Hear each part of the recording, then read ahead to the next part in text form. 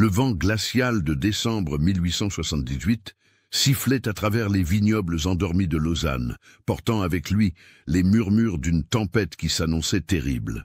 Au sommet d'une colline dominant le lac Léman, la demeure ancestrale des Fournier se dressait comme un monument à la prospérité et au mystère, ses fenêtres illuminées perçant l'obscurité naissante telles des yeux vigilants. Claire Fournier, 63 ans, matriarcat de cette famille de vignerons fortunés, arpentait les couloirs de chêne massifs de sa demeure, ses pas résonnant dans le silence oppressant. Ses cheveux gris, tirés en un chignon sévère, encadraient un visage marqué par les années et les secrets. Ses mains tremblantes serraient un testament fraîchement rédigé, document qui scellait le destin de ses 9 enfants et petits-enfants. « Mes enfants », murmurait-elle dans le vide, « que Dieu vous protège de ce fardeau que je vous lègue. » Dans le grand salon aux murs tapissés de portraits ancestraux, les 9 héritiers Fournier étaient rassemblés. Marguerite, 16 ans, l'aînée au regard perçant et aux manières déjà adultes, tenait dans ses bras le petit Thomas, âgé de 6 ans à peine, dont les boucles blondes contrastaient avec la gravité de l'atmosphère. Entre eux, 7 autres enfants et adolescents formaient un tableau touchant. Élise, 14 ans, Henri, 13 ans, les jumeaux Paul et Pierre, 11 ans, Sophie, 9 ans, Antoine, 8 ans, et Marie, 7 ans. « Grand-mère paraît si fatiguée ces derniers temps », chuchota Élise à Marguerite, ses yeux verts emplis d'inquiétude. « Elle passe ses nuits à écrire dans son bureau, et ses marmonnements, on dirait qu'elle parle aux morts. » Marguerite resserra sa prise sur Thomas, qui s'était endormi contre son épaule. « Elle porte le poids de notre histoire familiale, Élise. Papa nous a toujours dit que les Fournier gardaient des secrets que seuls les héritiers directs pouvaient connaître. La fortune des Fournier était légendaire dans la région. Leurs vignobles s'étendaient sur des hectares de terres fertiles, leurs caves regorgeaient de vins millésimés d'une qualité exceptionnelle, et leur influence s'étendait bien au-delà des frontières suisses. Mais cette prospérité s'accompagnait d'une réputation trouble. Les anciens du village murmuraient des histoires sur l'origine de cette richesse, parlant d'un pacte ancestral, d'un accord passé avec des forces obscures au Moyen-Âge. Ces terres ont été bénies par un moine défroqué il y a plus de 5 siècles, racontait parfois le vieux François, le régisseur de la propriété, aux enfants fascinés. Il promit que tant que le sang des Fournier coulerait dans les veines des propriétaires, la fortune ne tarirait jamais. Mais gare à celui qui tenterait de voler cet héritage. Claire Fournier connaissait ces légendes mieux que quiconque. Son testament, rédigé dans une écriture tremblante mais déterminée, stipulait clairement que la fortune familiale devait être partagée équitablement entre ses 9 descendants directs, et jamais, au grand jamais, tomber entre des mains étrangères. Elle avait passé des mois à consulter les meilleurs notaires de Lausanne pour s'assurer que les clauses légales étaient inattaquables. Mais ce que Claire ignorait, c'est qu'à quelques kilomètres de là, dans une auberge minable de la vieille ville, un homme aux traits durs et aux yeux froids étudiait des documents volés. Adrien Bertrand, 42 ans, cousin éloigné des Fournier et banni de la famille 20 ans plus tôt pour un scandale impliquant des dettes de jeu et des accusations de vol, avait passé 2 décennies à nourrir sa rancœur. Bertrand était un homme brisé par l'amertume. Son visage, autrefois séduisant, portait les marques d'une vie dissolue, joues creuses, barbe négligée, et surtout, ce regard de prédateur qui ne quittait jamais ses yeux sombres. Il avait appris le récent décès du père des enfants, emporté par la tuberculose 3 mois plus tôt, laissant Claire Fournier seule gardienne de la fortune familiale et de ses 9 héritiers. « Ces vignobles m'appartiennent de droit », grondait-il en étudiant les plans de la propriété qu'il avait soudoyé un clerc pour obtenir. « Mon grand-père était le frère aîné de leur ancêtre. Si la justice de ce monde avait un sens, cette fortune serait mienne. » La tempête qui s'annonçait semblait porter avec elle les prémices d'une tragédie. Dans la demeure Fournier, Claire achevait de mettre ses affaires en ordre, ignorant que ses 9 petits anges dormiraient bientôt de leur dernier sommeil. Le testament était signé, scellé et remis entre les mains du notaire Dubois le matin même. « Madame Fournier, avait dit le notaire, un homme corpulent aux lunettes épaisses. « Êtes-vous certaine de ces dispositions? 9 héritiers si jeunes, c'est une lourde responsabilité. Ne devriez-vous pas désigner un tuteur, un régent pour gérer leurs intérêts ?» Claire avait secoué la tête avec fermeté. « François, notre régisseur, veillera sur eux avec sa femme Marthe. Ces enfants sont les derniers porteurs du sang Fournier. Ils grandiront ensemble, unis par leur héritage commun. Ce qu'elle ne savait pas, c'est qu'Adrien Bertrand avait déjà commencé à tisser sa toile. Il s'était présenté au village sous l'identité d'un précepteur parisien recommandé par de fausses lettres de créance. Son plan était simple dans sa cruauté. Éliminer les 9 héritiers, faire passer la tragédie pour un accident et réclamer l'héritage en tant que plus proche parent vivant. La nuit tombait sur Lausanne, et avec elle, les premiers flocons de neige commençaient à valser dans le vent. Dans la demeure Fournier, les enfants se préparaient pour le souper, ignorant qu'un prédateur rôdait déjà dans l'ombre, attendant le moment propice pour frapper. Claire Fournier alluma une dernière chandelle dans sa chambre et se dirigea vers son prie-dieu. « Seigneur, » murmura-t-elle, « protégez mes petits. Ils portent un fardeau qu'ils ne comprennent pas encore. » Au même instant, dans l'auberge sordide de la ville basse, Adrien Bertrand aiguisait une lame ancienne, volée dans une chapelle abandonnée des montagnes. Le métal froid reflétait la lueur vacillante de la chandelle, et dans ce reflet dansaient déjà les ombres de 9 jeunes vies qui s'apprêtaient à s'éteindre. La tragédie des Fourniers était sur le point de commencer, et ni les murs épais de la demeure ancestrale, ni la tempête qui grondait au dehors ne pourraient protéger les innocents de la folie meurtrière qui s'apprêtait à les engloutir. D'où me suivez-vous? Laissez un commentaire. L'aube du 15 décembre 1878 se leva pâle et hostile sur les vignobles de Lausanne. La tempête annoncée la veille avait commencé à déployer sa fureur, transformant le paysage idyllique en un tableau désolé de neige et de vent cinglant. Dans la demeure Fournier, l'atmosphère était lourde d'une inquiétude diffuse que même les enfants percevaient sans pouvoir l'expliquer. Claire Fournier n'avait pas fermé l'œil de la nuit. Assise dans son grand fauteuil en cuir, face à la fenêtre de sa chambre, elle observait les flocons qui tourbillonnaient dans la cour d'honneur comme autant de présages funestes. Ses mains arthritiques serraient un chapelet d'ivoire, héritage de sa propre grand-mère, et ses lèvres murmuraient des prières inaudibles. « François » appela-t-elle lorsque le régisseur frappa doucement à sa porte. « Entrez, je vous prie. » François Moreau, 58 ans, servait la famille Fournier depuis plus de 30 années. Son visage, buriné par le travail et les intempéries, portait l'empreinte de la loyauté et de l'inquiétude. Il tenait entre ses mains calleuses une lettre cachetée qu'il tendait à sa maîtresse. « Madame, cette missive est arrivée ce matin par coursier, malgré la tempête. » L'homme qui l'a apportée semblait bien pressé de repartir.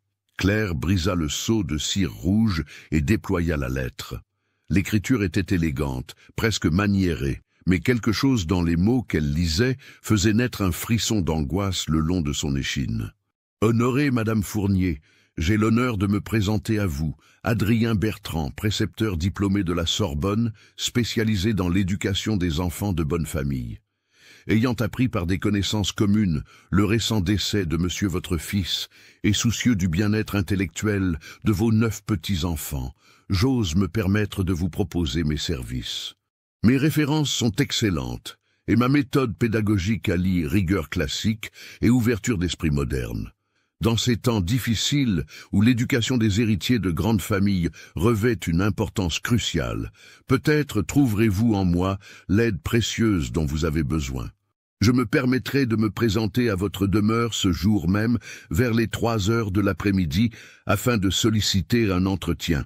Votre très dévoué serviteur, Adrien Bertrand. Claire relut la lettre à 2 reprises. Un malaise grandissant s'emparant d'elle.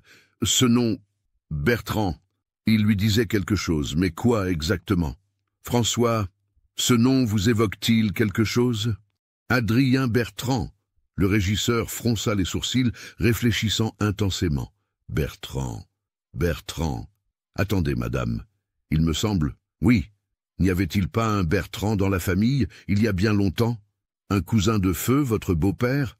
La mémoire de Claire se réveilla soudain, et avec elle, une vague de terreur froide. « Mon Dieu !» murmura-t-elle. « Adrien Bertrand, le fils de Lucien Bertrand, le cousin déchu. Il avait été banni de la famille pour... » Elle ne termina pas sa phrase, mais les souvenirs affluaient. Adrien Bertrand, jeune homme de 22 ans, avait été surpris en train de fouiller les coffres familiaux lors d'un séjour chez les Fournier. Accusé de vol et de tentative de chantage, il avait été chassé avec ignominie et menacé des pires représailles s'il tentait de revenir. François, ce homme ne doit en aucun cas être reçu dans cette maison. S'il se présente, vous lui direz que nous ne recevons personne et qu'il doit quitter immédiatement la propriété. Mais il était déjà trop tard. Dans le grand salon, les enfants découvraient avec surprise un homme élégamment vêtu qui s'entretenait avec Marthe, l'épouse du régisseur. Adrien Bertrand avait devancé l'heure de sa visite, profitant de l'absence temporaire de François, parti surveiller les vignes malgré la tempête. « Mes chers enfants !» disait-il d'une voix mielleuse, « quel plaisir de vous rencontrer enfin ! Votre grand-mère m'a si souvent parlé de vous dans ses lettres. » Marguerite, l'aînée, observait l'étranger avec méfiance. Il y avait quelque chose dans son sourire qui ne lui plaisait pas, une fausseté qu'elle percevait instinctivement. « Monsieur, » dit-elle poliment mais froidement, « grand-mère ne nous a jamais parlé de votre visite. » Bertrand eut un rire forcé. « Ah, les femmes âgées et leur mémoire! Votre grand-mère devient si distraite par ces temps difficiles. Mais rassurez-vous, je suis là pour vous aider, mes chers enfants. L'éducation est si importante pour des héritiers de votre rang. » Les yeux de Bertrand parcouraient le salon somptueux, s'arrêtant sur chaque détail révélateur de la richesse familiale. Les candélabres d'argent, les tapisseries flamandes, le secrétaire marqué où Claire rangeait probablement ses documents les plus précieux. Chaque regard était une évaluation, chaque sourire une tromperie. Le petit Thomas, intimidé par la présence de l'étranger, se réfugia derrière les jupes de sa sœur Marguerite. « Monsieur, balbutia-t-il, vous avez des yeux comme ceux du loup de nos histoires. » Un silence gêné s'installa. Bertrand se pencha vers l'enfant et son sourire se fit plus crispé. « Un loup, dis-tu, petit homme? Quelle imagination! Mais les loups, vois-tu, ne mangent que les enfants désobéissants. » À cet instant précis, Claire Fournier fit irruption dans le salon, suivie de François dont le visage exprimait une colère froide. La vieille dame, malgré son âge et sa fatigue, se dressa de toute sa taille face à l'intrus. « Monsieur Bertrand !» Sa voix claquait comme un fouet. « Je vous prie de quitter immédiatement cette demeure. Vous n'êtes pas le bienvenu ici, et vous le savez parfaitement. » Adrien Bertrand se redressa lentement, son masque de précepteur affable glissant pour laisser apparaître un rictus mauvais. « Tante Claire, dit-il avec une ironie cinglante, après tant d'années, voici donc l'accueil que vous me réservez. Moi qui ne venais que par charité chrétienne pour aider ces pauvres orphelins, ces enfants ne sont pas orphelins, ils ont une famille aimante. Sortez. » Bertrand jeta un dernier regard circulaire sur les enfants rassemblés, et chacun d'eux frissonna sous cette inspection froide et calculatrice. « Fort bien, dit-il enfin, je respecterai votre volonté. Mais sachez, chère tante, que le sang appelle le sang, et que les dettes familiales finissent toujours par être réglées. » Il quitta la demeure sous les regards méfiants de François, mais au lieu de s'éloigner définitivement, il se dirigea vers l'auberge du village où il avait pris pension. Dans sa chambre sordide, il étala sur une table bancale les plans de la propriété qu'il avait mémorisés lors de sa brève visite. « 9 enfants, murmurait-il en traçant des croix sur le plan. 9 obstacles entre moi et ma fortune légitime. La vieille Claire ne vivra plus longtemps, et quand elle fermera les yeux pour la dernière fois, ces petits vermisseaux hériteront de ce qui me revient de droit. » La tempête redoublait d'intensité, isolant progressivement la demeure Fournier du reste du monde. Les routes devenaient impraticables, les communications impossibles. C'était exactement ce qu'Adrien Bertrand attendait, l'isolement parfait pour accomplir son œuvre sanglante sans risquer d'être interrompu. Dans la grande demeure, Claire rassembla ses petits-enfants autour de la cheminée du grand salon. « Mes chéris !» leur dit-elle d'une voix qu'elle s'efforçait de rendre rassurante. « Cet homme ne reviendra plus nous déranger. Mais par précaution, je veux que vous restiez tous ensemble ce soir. Nous dresserons des lits dans cette pièce, et François montera la garde. » Marguerite prit la main de sa grand-mère. Grand-mère, qui était vraiment cet homme? Pourquoi avait-il l'air si méchant? Claire caressa les cheveux de sa petite fille. C'est quelqu'un du passé, ma chérie. Quelqu'un que la famille a dû éloigner il y a longtemps parce qu'il avait fait de mauvaises choses. Mais ne t'inquiète pas, nous sommes en sécurité ici. Pourtant, malgré ces paroles rassurantes, Claire ne parvenait pas à chasser l'angoisse qui lui étreignait le cœur. Elle avait lu quelque chose de terrible dans les yeux d'Adrien Bertrand, une détermination froide et implacable qui ne présageait rien de bon. La nuit tombait sur Lausanne, une nuit qui s'annonçait comme la plus longue et la plus terrible de l'histoire des Fournier. Dans l'auberge du village, Adrien Bertrand aiguisait son couteau et peaufinait son plan diabolique, tandis que dans la grande demeure, 9 enfants innocents se préparaient à dormir, ignorant qu'un prédateur s'apprêtait à fondre sur eux avec la férocité d'une bête sauvage. Le destin des Fournier basculait inexorablement vers l'horreur, et ni les prières de Claire, ni la vigilance de François ne pourraient empêcher la tragédie qui se profilait dans les ombres de cette nuit maudite. Minuit sonnait au clocher de Lausanne, lorsque la tempête atteignit son paroxysme, transformant la demeure Fournier en une forteresse assiégée par les éléments. Le vent hurlait à travers les combles avec une violence inouïe, et la neige, poussée par les rafales, s'amoncelait contre les fenêtres comme autant de linceuls blancs. Dans le grand salon transformé en dortoir improvisé, les 9 enfants Fournier dormaient paisiblement sous la surveillance bienveillante de leur grand-mère. Claire, malgré son épuisement, luttait contre le sommeil, assise dans son fauteuil près de la cheminée où les dernières braises rougeoyaient faiblement. François et sa femme Marthe montaient une garde vigilante, mais même leur attention ne pouvait être partout à la fois. Ce qu'ils ignoraient, c'est qu'Adrien Bertrand n'était plus à l'auberge depuis plusieurs heures. Profitant de l'obscurité et de la tempête qui masquait ses mouvements, il avait quitté sa chambre vers 22 heures, emportant avec lui une besace contenant sa lame cérémoniale et plusieurs fioles d'un liquide transparent. Mais ce n'était pas vers la demeure Fournier qu'il s'était dirigé en premier. Sa destination était bien plus surprenante et infiniment plus terrifiante, l'étude du notaire Dubois, situé dans une rue pavée du centre historique de Lausanne. Maître Dubois, homme corpulent de 62 ans, avait été réveillé par des coups violents frappés à sa porte. Croyant à une urgence médicale, il arrivait parfois qu'on vienne chercher le notaire pour un testament d'urgence d'un mourant, il avait ouvert sans méfiance, révélant un homme au visage durci par le froid et quelque chose de plus sinistre encore. « Monsieur Bertrand, que faites-vous ici à une heure si tardive ?» Adrien Bertrand s'était engouffré dans l'étude sans y être invité, secouant la neige de son manteau noir.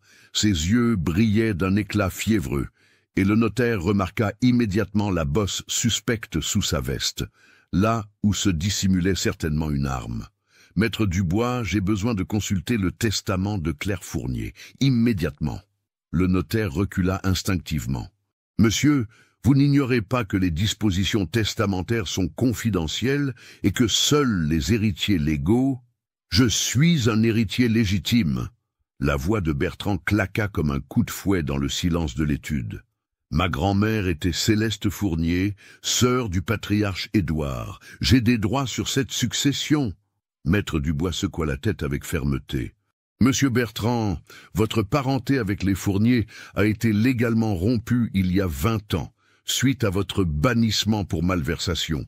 Vous n'avez aucun droit sur cette succession. » Ce fut alors que Bertrand révéla la lame qu'il tenait cachée.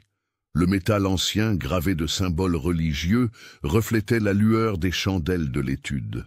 Le notaire blêmit, comprenant soudain qu'il faisait face à un homme déterminé à tout pour parvenir à ses fins. « Cette lame, » murmura Bertrand d'une voix presque hypnotique, « appartenait à ce moine défroqué qui a béni les terres des Fournier au XVe siècle.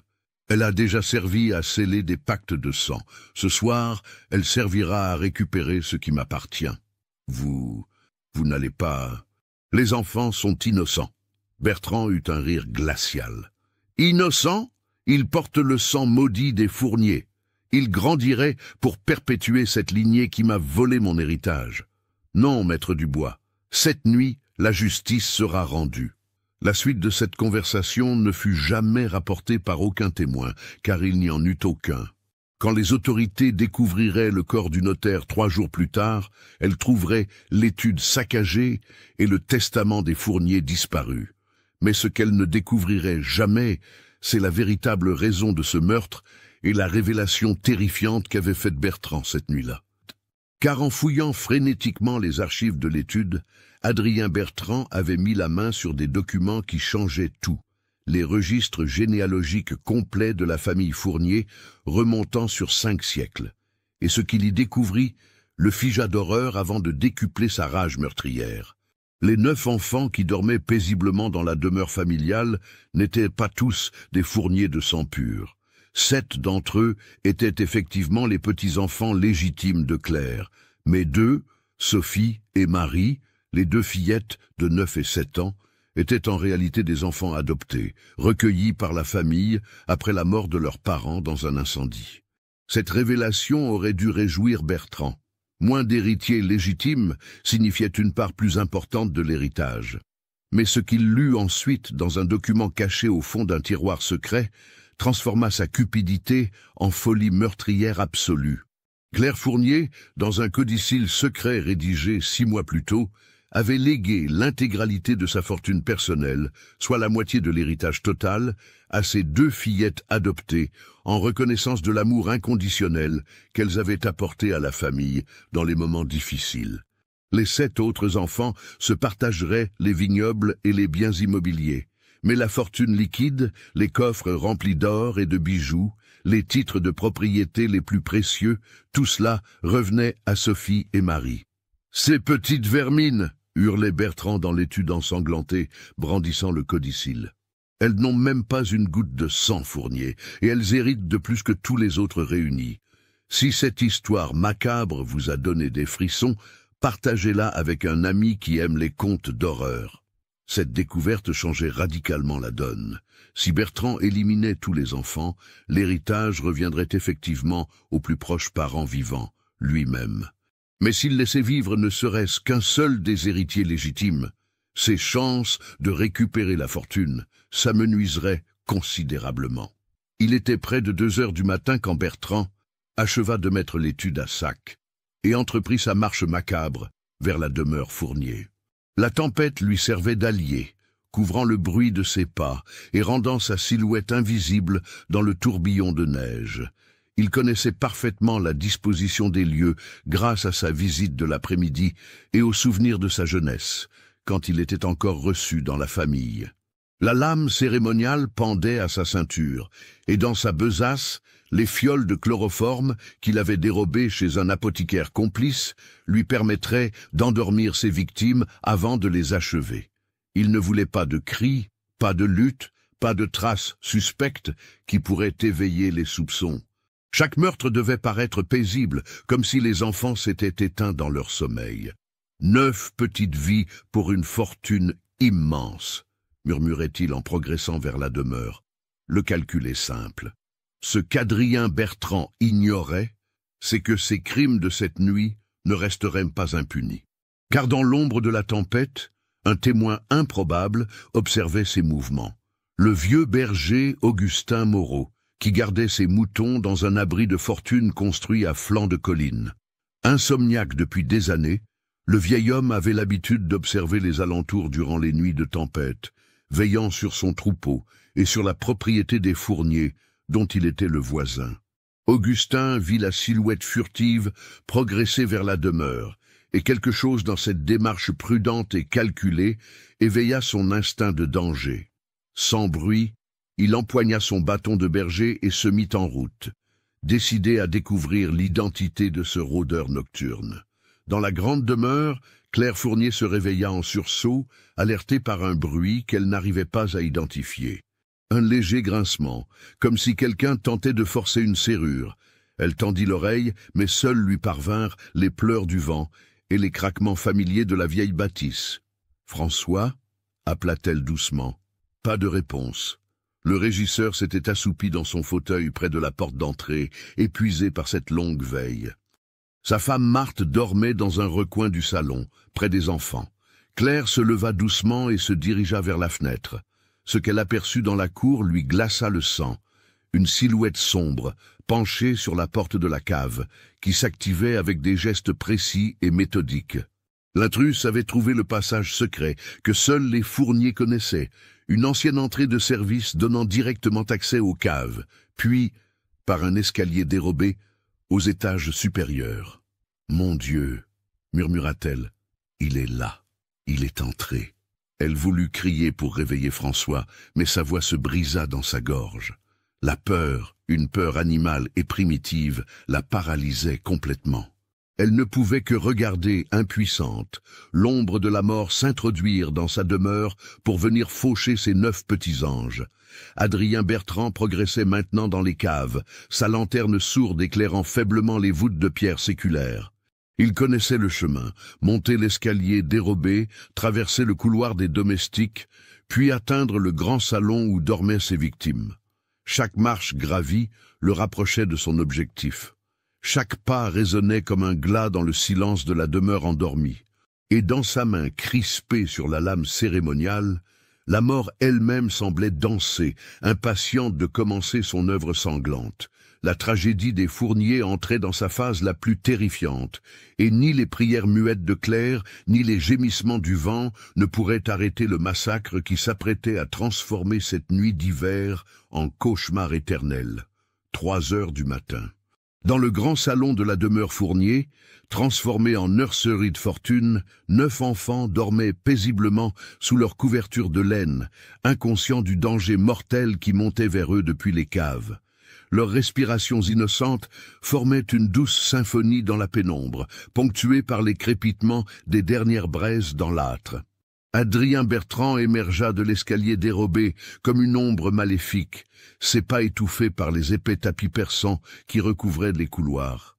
Sa lanterne sourde projetait des formes grotesques sur les murs tapissés de portraits ancestraux, et il lui sembla que les yeux peints de ses ancêtres le jugeaient pour le crime qu'il s'apprêtait à commettre. « Vous m'avez chassé comme un chien », murmura-t-il au portrait, « mais ce soir, justice sera rendue. » Il atteignit la porte du grand salon et colla son oreille au panneau de chêne massif.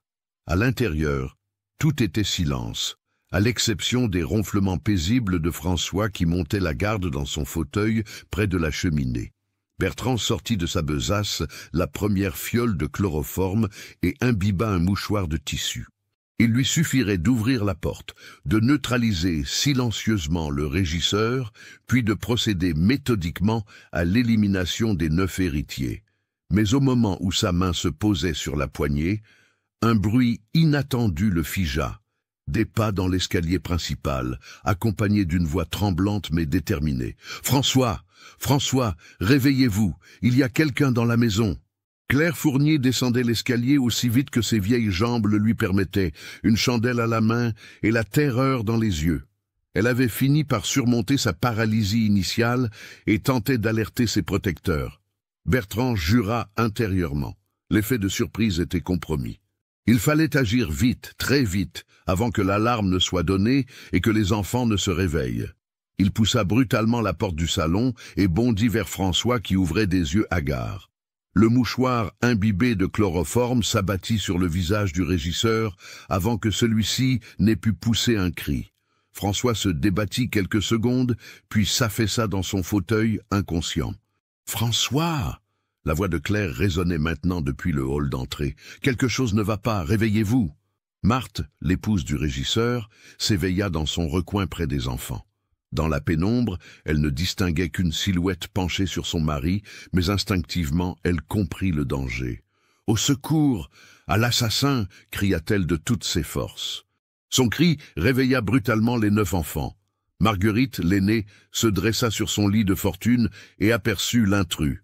Dans la lueur vacillante de la lanterne, elle reconnut le visage de l'homme qui s'était présenté l'après-midi même comme précepteur. « Les enfants, fuyez !» hurla Marthe en se précipitant vers Bertrand pour tenter de le retenir. « Courez vers les escaliers !» Mais Adrien Bertrand était préparé à cette éventualité. Sa lame cérémoniale jaillit de son fourreau et trancha la gorge de Marthe d'un geste sec et précis. La pauvre femme s'effondra dans une mare de sang, ses dernières paroles mourant dans un gargouillis atroce. Ce fut alors que l'enfer se déchaîna dans le grand salon des Fournier. Les 9 enfants, terrorisés par la vue du sang et du cadavre de Marthe, se mirent à crier et à pleurer, tentant de fuir dans toutes les directions. Mais Bertrand avait verrouillé la porte d'entrée, et les fenêtres, situées au premier étage, étaient inaccessibles. « N'ayez pas peur, mes petits agneaux !» dit Bertrand d'une voix doucereuse qui contrastait atrocement avec la lame sanglante qu'il brandissait. « Tout sera bientôt fini. Vous rejoindrez vos parents dans un monde meilleur. » Marguerite, malgré sa terreur, tenta de protéger les plus jeunes en les rassemblant derrière elle. « Que voulez-vous » cria-t-elle. « Nous ne vous avons rien fait. »« Ce que je veux ?» Bertrand eut un rire dément. « Je veux récupérer ce qui m'appartient de droit. Cette fortune bâtie sur le sang et la sueur de mes ancêtres. Vous n'êtes que des parasites qui vous êtes enrichis sur mon héritage. » Il avança vers le groupe d'enfants terrifiés, sa lame décrivant des arabesques mortelles dans l'air. Henri, 13 ans, tenta courageusement de s'interposer. « Laissez mes frères et sœurs tranquilles. »« S'il faut un coupable, prenez-moi. » Bertrand sourit cruellement. Quel courage touchant. Mais voyez-vous, mon cher Henri, je ne peux pas me permettre de laisser un seul d'entre vous en vie. Les lois sur l'héritage sont si compliquées. La lame s'abattit avec une précision chirurgicale. Henri s'effondra, la gorge tranchée, rejoignant Marthe dans la mort. Le sang éclaboussait maintenant les murs du salon, transformant ce lieu de paix familiale en un tableau d'horreur, digne des pires cauchemars. Soutenez notre chaîne en cliquant sur le bouton « Merci » en forme de cœur, afin que nous puissions continuer à vous proposer des histoires aussi sombres et captivantes que celle-ci. Un par un, méthodiquement, Adrien Bertrand procéda à l'extermination des héritiers Fournier. Élise fut la suivante, tentant vainement de se cacher derrière un canapé. Puis Paul et Pierre, les jumeaux, que la terreur avait figés dans une étreinte fraternelle pathétique. Antoine, 8 ans, qui pleurait en appelant sa maman. Sophie et Marie, les 2 fillettes adoptées qui ignoraient qu'elles étaient les véritables cibles de cette folie meurtrière. Chaque meurtre était accompagné des rires déments de Bertrand, qui semblait prendre un plaisir sadique à voir s'éteindre ces jeunes vies. « Un de moins, encore un, la fortune se rapproche, mes chers petits anges. » Seuls restaient maintenant Marguerite et le petit Thomas, qui s'accrochaient à sa grande sœur en sanglotant. La jeune fille de 16 ans, malgré l'horreur qui l'entourait, gardait une dignité touchante. « Vous êtes un monstre », dit-elle d'une voix ferme, malgré les larmes qui coulaient sur ses joues. « Dieu vous punira pour ce que vous avez fait. »« Dieu ?» Bertrand essuya sa lame sur sa manche.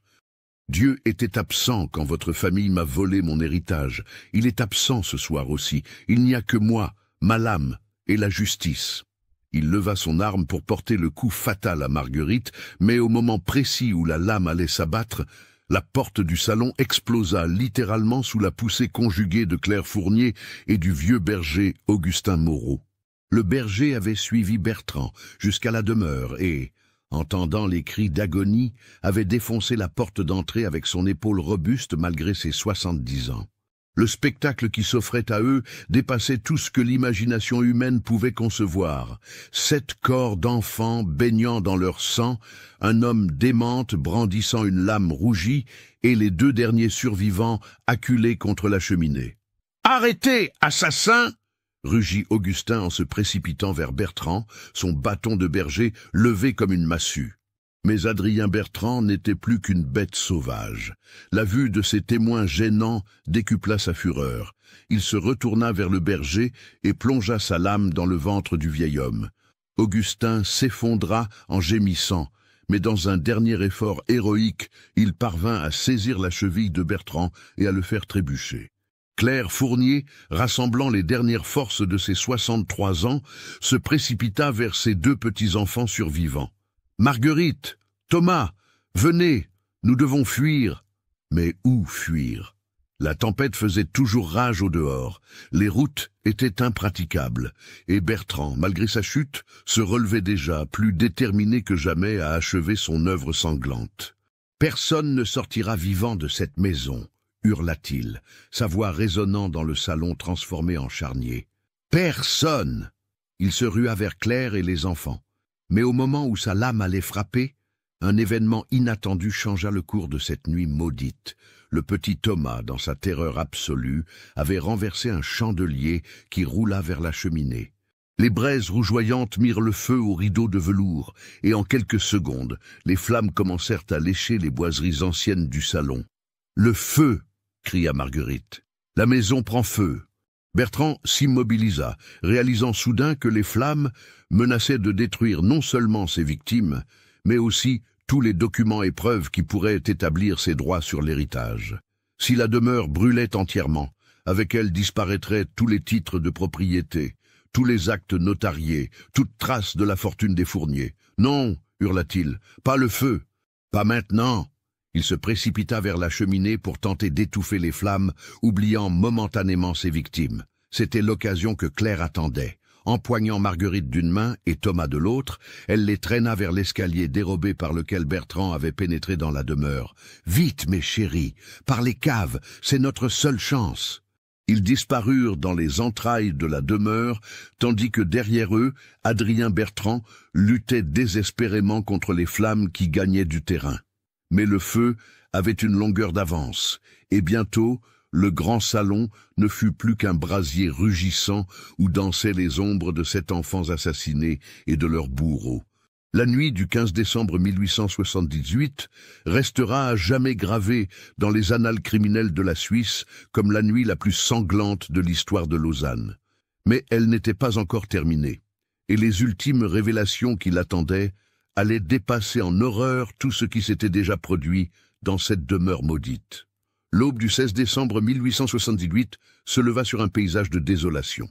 La tempête s'était calmée durant les dernières heures de la nuit, laissant place à un silence de mort que seuls troublaient les volutes de fumée s'élevant encore des ruines calcinées de la demeure Fournier. La majestueuse propriété qui dominait les vignobles de Lausanne n'était plus qu'un amas de poutres noircies et de pierres éclatées par la chaleur. Dans l'étable en contrebas, miraculeusement épargnée par l'incendie, 3 survivants se serraient les uns contre les autres sous une couverture de cheval, Claire Fournier, sa petite-fille Marguerite et le petit Thomas.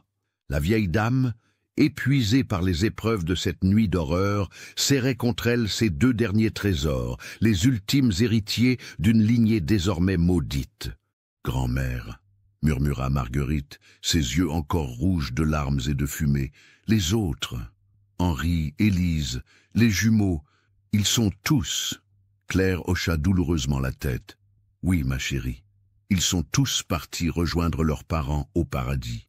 Nous sommes les seuls à avoir survécu à cette nuit terrible. » Thomas, blotti contre sa grand-mère, tremblait encore de terreur. « Et le méchant monsieur, il est mort dans le feu ?» Cette question hantait également Claire. Dans leur fuite précipitée par les caves, ils avaient entendu les hurlements de rage et de douleur d'Adrien Bertrand. Mais avaient-ils été causés par les flammes ou par autre chose? L'homme était-il mort dans l'incendie qu'il avait involontairement causé ou avait-il réussi à s'échapper? La réponse leur parvint vers 8 heures du matin, sous la forme d'une silhouette boiteuse qui émergea des ruines fumantes.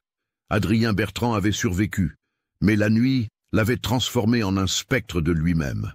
Ses vêtements étaient carbonisés, son visage et ses mains portaient de terribles brûlures, et ses cheveux avaient été roussis par les flammes. Mais le plus terrifiant était son regard, complètement fou, vidé de toute humanité. « Où sont-ils » rugit-il en fouillant frénétiquement les décombres. « Où sont les survivants? Où sont mes témoins gênants ?» Il avait passé la nuit à lutter contre le feu, parvenant à sauver quelques documents importants des flammes. Mais l'essentiel de la fortune des Fournier avait été détruit. Les coffres-forts avaient résisté aux brasiers, mais leur combinaison était reconnue des seuls héritiers. Sans Claire, Marguerite et Thomas, ils ne pourraient jamais accéder au trésor qu'ils convoitaient depuis si longtemps. Dans l'étable, les 3 survivants retinrent leur souffle en entendant les cris de rage de leurs bourreaux. Claire serra plus fort ses petits-enfants contre elle. « Ne bougez pas !» chuchota-t-elle. « Il ne nous trouvera pas ici. Mais elle sous-estimait la détermination vengeresse de Bertrand. L'homme fouilla méthodiquement chaque bâtiment annexe de la propriété, guidé par une logique implacable. Où pouvaient se cacher 3 personnes par une nuit d'hiver glacial, sinon dans l'un des abris encore debout? Il atteignit l'étable vers 9 heures. Sa main brûlée poussa lentement la lourde porte de bois, et son regard démoniaque balaya l'intérieur du bâtiment. Dans un recoin sombre, il aperçut la couverture qui remuait imperceptiblement. « Mes chers petits survivants, dit-il d'une voix rauque et brisée, voici donc votre cachette. Sortez de là immédiatement ou je mets le feu à cette étable comme j'ai mis le feu à votre demeure. » Claire se dressa lentement, poussant Marguerite et Thomas derrière elle. Malgré sa terreur, elle gardait une dignité impressionnante. « Adrien, arrêtez cette folie. Vous avez déjà tué 7 enfants innocents. N'aggravez pas vos crimes. » Bertrand eut un rire dément. « Mes crimes ? Mes crimes, dites-vous. Mais c'est vous la criminelle. Vous et votre famille de voleurs et d'usurpateurs. » Il sortit de sa veste carbonisée un parchemin à moitié brûlé qu'il brandit comme une pièce à conviction. « Savez-vous ce que j'ai trouvé dans les archives secrètes de votre défunt mari? Savez-vous quel document j'ai arraché aux flammes au péril de ma vie ?» Claire pâlit en reconnaissant le document. C'était l'acte de donation original datant du XVe siècle, celui qui légitimait la possession des terres de Lausanne par la famille Fournier. Mais elle ne comprenait pas pourquoi Bertrand y accordait tant d'importance. « Ce document, continua Bertrand, révèle la vérité sur l'origine de votre fortune. Ce fameux moine défroqué qui a béni vos terres, il s'appelait Frère Bertrand. C'était mon ancêtre, pas le vôtre. » La révélation frappa Claire comme un coup de massue. Si cette assertion était vraie, alors... « Oui, triompha Bertrand, en voyant la compréhension naître dans les yeux de la vieille dame. Mon ancêtre a donné ses terres à votre famille en échange de la promesse qu'elle prendrait soin de ses descendants. Promesse qui a été trahie quand vous m'avez chassé il y a 20 ans. Marguerite, malgré sa jeunesse, saisit immédiatement les implications. Vous voulez dire que notre fortune vous appartient légalement? Exactement, ma chère enfant. Et pour récupérer ce qui me revient de droit, j'ai dû éliminer tous les faux héritiers. Vous comprenez maintenant pourquoi votre mort est nécessaire. » Il leva à nouveau sa lame ensanglantée, mais au moment où il s'apprêtait à frapper, des bruits de sabots et des voix d'hommes résonnèrent dans la cour de la ferme. Les autorités de Lausanne, alertées par la lueur de l'incendie visible depuis la ville, arrivaient enfin sur les lieux du drame. « Les gendarmes !» s'écria Thomas avec espoir. Bertrand jura violemment. Il était pris au piège. S'enfuir maintenant signifiait abandonner définitivement tout espoir de récupérer l'héritage. Mais rester signifiait l'arrestation et l'échafaud. « Vous ne m'échapperez pas !» rugit-il en se précipitant vers Claire et les enfants. Mais la vieille dame avait encore une carte à jouer. D'une voix forte qui porta jusqu'à la cour, elle cria « Au secours! À l'assassin! Il a tué mes petits-enfants! Il est là, dans l'étable !» Les pas des gendarmes se précipitèrent vers le bâtiment. Bertrand, réalisant qu'il était perdu, eut un ultime geste de rage et de désespoir. Plutôt que d'être pris vivant, il retourna sa lame contre lui-même et se l'enfonça dans le cœur. « Si je ne peux pas avoir cet héritage, » halta-t-il en s'effondrant dans la paille souillée, « alors personne ne l'aura. Jamais !» Il mourut dans d'atroces souffrances, emportant avec lui le secret de l'emplacement exact de certains trésors cachés et les combinaisons de plusieurs coffres-forts. Les gendarmes trouvèrent les 3 survivants en état de choc, entourés de documents partiellement brûlés et du cadavre de leur bourreau. L'enquête qui suivit révéla l'ampleur du massacre. 9 enfants assassinés, 3 adultes tués, Marthe, le régisseur François retrouvé mort d'asphyxie, et le berger Augustin qui avait succombé à ses blessures, et une fortune de plusieurs millions de francs, or en grande partie détruite. Le procès posthume d'Adrien Bertrand passionna l'opinion publique suisse et européenne. Les journaux titrèrent sur « Le massacre des innocents de Lausanne » et sur « La malédiction des Fourniers ». Mais ce que la presse ne révéla jamais, ce fut la découverte la plus troublante de l'enquête. En examinant minutieusement les documents sauvés de l'incendie, Les enquêteurs découvrirent qu'Adrien Bertrand avait dit la vérité sur un point crucial. Il était effectivement l'héritier légitime d'une partie de la fortune des Fournier. Les Fournier avaient effectivement trahi un pacte ancestral en chassant Bertrand de la famille, mais cette révélation arrivait trop tard. Les 9 enfants étaient morts, la demeure était détruite, et une grande partie de la fortune était partie en fumée. Claire Fournier, rongée par la culpabilité et le chagrin, mourut 6 mois plus tard, emportant avec elle les derniers secrets de sa famille. Marguerite et Thomas héritèrent finalement des restes de la fortune familiale. Mais ils quittèrent la Suisse pour s'installer en France, incapables de supporter les souvenirs traumatisants de cette nuit maudite. Ils changèrent de nom et s'efforcèrent d'oublier leur passé tragique. La propriété des Fournier ne fut jamais reconstruite. Les vignobles furent vendus à différents acquéreurs, et l'emplacement de l'ancienne demeure devint un lieu maudit que les habitants de Lausanne évitaient soigneusement. On raconta longtemps que les nuits de tempête, on pouvait entendre les pleurs des 9 enfants assassinés portés par le vent. L'histoire du massacre des enfants Fournier devint une légende noire de la région lémanique, un rappel terrible de ce que la cupidité et la soif de vengeance peuvent pousser un homme à accomplir. Les chroniqueurs de l'époque y virent un châtiment divin contre une famille qui avait bâti sa fortune sur un pacte avec les forces obscures. Mais la vérité était plus simple et plus terrible encore. Il n'y avait eu ni malédiction ni intervention surnaturelle dans cette tragédie. Seulement la folie d'un homme qui avait sacrifié son humanité sur l'autel de la cupidité et qui avait payé ce sacrifice du prix le plus élevé qui soit, la perte de son âme et de sa raison. Les cendres de la demeure Fournier furent dispersées par les vents alpins, emportant avec elles les derniers vestiges d'une lignée qui avait régné pendant 5 siècles sur les vignobles de Lausanne. Et dans le silence de mort qui s'abattit sur cette terre maudite, seul demeurait l'écho de cette nuit d'horreur où 9 enfants innocents avaient payé de leur vie les péchés de leurs ancêtres et la folie d'un homme assoiffé de vengeance. Qu'avez-vous pensé de l'histoire? Laissez votre commentaire ci-dessous et partagez vos réflexions sur ce cas terrifiant. Envie d'autres histoires d'horreur mêlant histoire et mystère? Abonnez-vous, activez la cloche de notification et partagez avec ceux qui aiment le côté obscur de l'humanité. À bientôt pour le prochain cauchemar. 147 ans ont passé depuis cette nuit maudite de décembre 1878.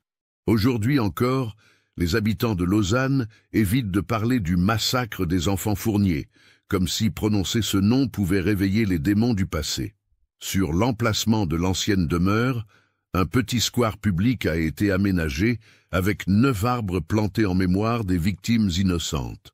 Une plaque discrète, souvent fleurie par des mains anonymes, porte cette inscription simple. À la mémoire de Marguerite, Henri, Élise, Paul, Pierre, Antoine, Sophie, Marie et Thomas Fournier, victimes innocentes de la folie humaine, 1878. Mais parfois, les nuits d'hiver où le vent souffle fort depuis les Alpes, les plus vieux habitants du quartier jurent encore entendre des pleurs d'enfants portés par la tempête et voir danser dans les flocons de neige les ombres de 9 petits anges qui n'ont jamais trouvé le repos. Car certaines horreurs, gravées dans la mémoire collective d'un lieu, ne s'effacent jamais vraiment. Elles demeurent là, tapies dans l'ombre, attendant qu'une nouvelle génération découvre les secrets terrifiants que cache parfois l'histoire des familles apparemment les plus respectables. L'héritage des Fournier n'était pas fait d'or et de vignobles, il était fait de sang, de secrets et de terreur. Et ce legs maudit continue de hanter Lausanne, rappelant à tous que derrière les façades les plus prestigieuses peuvent se cacher les abîmes les plus profonds de l'âme humaine.